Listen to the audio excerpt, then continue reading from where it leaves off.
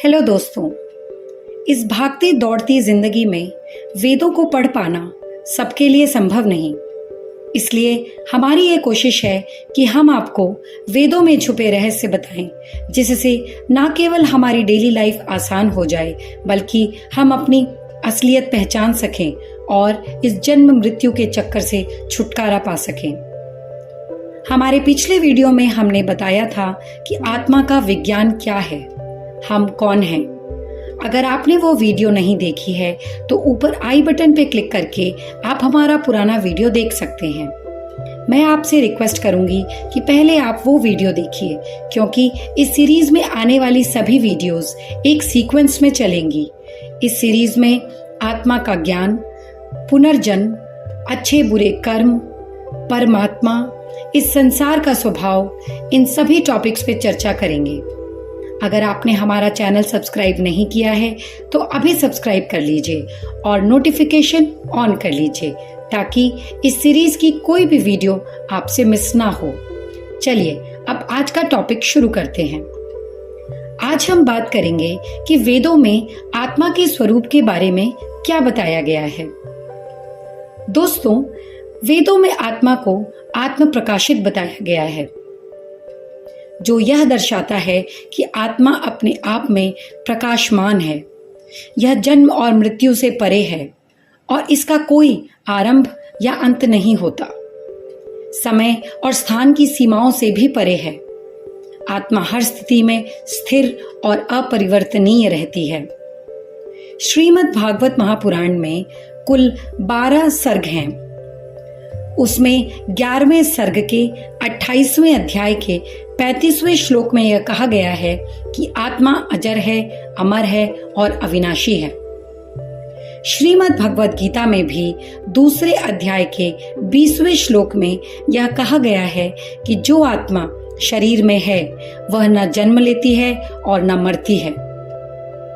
भगवद गीता में कहा गया है कि जिस प्रकार एक व्यक्ति पेड़ की वृद्धि और मृत्यु को देखता है, उसी तरह आत्मा भी अपने शरीर की गतिविधियों को देखती है, लेकिन यह उनसे अलग है। श्वेत स्वतरा उपनिषद में आत्मा के आकार का विवरण दिया गया है। अगर हम अपने सर के बाल का एक अपर पॉइंट यानी कि टिप ऑफ द हेयर को 1/10,000 यानी कि 1/10,000 वहाँ हिस्सा निकालें तो जो आकार निकल कर आता है वो आत्मा का आकार बताया गया है। यह सूक्ष्मता दर्शाती है कि आत्मा का अनुभव सामान्य इंद्रियों से नहीं किया जा सकता। वैज्ञानिक उपकरण यानी कि साइंटिफिक डिवाइसेस भी इसे नहीं देख सकते। हालांकि ध्यान और योग से यह संभव है। ध्यान और योग के माध्यम से आत्मा के अनुभव का रास्ता खोला जा सकता है। वेदों में शरीर को एक रथ के रूप में वर्णित किया गया है। इस रथ में आत्मा सवार है। इंद्रियां घोड़ों की तरह हैं, जो मन को भौतिक वस्तुओं की ओर खींचती हैं। मन हमेशा चंचल और अशांत होता है। केवल योगाभ्यास द्वारा ही मन को नियंत्रित किया जा सकता है। जब तक मन को नियंत्रित नहीं किया जाता, तब तक यह आत्मा को भौतिक इच्छाओं की ओर ले जाता है। जब व्यक्ति अपने मन को नियंत्रित कर लेता है, तब वह भौतिक बंधनों से मुक्त होकर मोक्ष की ओर बढ़ सकता है। आधुनिक जीवन में हम अक्सर अपने भौतिक शरीर को अपनी पहचान मान लेते हैं। जब हम कहते हैं मैं मोटा हूँ, मैं गोरा हूँ, मैं भारतीय हूँ, तो हम अपनी वास्तविकता को भुला देते हैं। आत्मा भौतिक सुख दुख से परे है। भगवद गीता में कहा गया है, आत्मा न कुछ करती है न बंधन में आती है। जब व्यक्ति भौतिक पहचान को त्याग देता है, तब वह आत्मा की पहचान प्राप्त करता है। यह पहचान हमें मानसिक शांति और सच्चे सुख की ओर ले जाती है। वेदों में यह भी बताया गया है कि भौतिक दुनिया में सभी चीजें परिवर्तनशील हैं। भौतिक सुख और दुख केवल मानसिक अवस्थाएं हैं, जबकि आत्मा स्थिर और शाश्वत है। वेदों में यह भी बताया गया है कि भौतिक दुनिया में सभी चीजें परिवर्तनशील हैं। भौतिक सुख और दुख केवल मानसिक अवस्थाएं हैं, जबकि आत्मा स्थिर और शाश्वत है। जब हम भौतिक बंधनों से मुक्त होते हैं तब हम अपनी सच्ची पहचान के करीब पहुंचते हैं। भगवद गीता में कहा गया है, भौतिक सुख और दुख केवल भ्रम है, आत्मा शाश्वत है।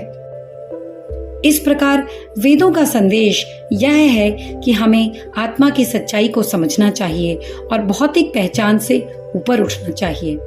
जब हम अपनी आत्मा की पहचान करते हैं तब हम शांति, प्रेम और सच्चे सुख का अनुभव कर सकते हैं। यह यात्रा व्यक्तिगत आत्मा की खोज के साथ साथ समाज और संसार के लिए भी महत्वपूर्ण है, क्योंकि आत्मिक जागरूकता से ही हम एक बेहतर जीवन जी सकते हैं। जो अपनी आत्मा को पहचानता है उसे इस भौतिक संसार की चिंता नहीं होती। इस ज्ञान के साथ हम अपने जीवन को अधिक अर्थपूर्ण बना सकते हैं और समाज के लिए भी एक सकारात्मक बदलाव ला सकते हैं।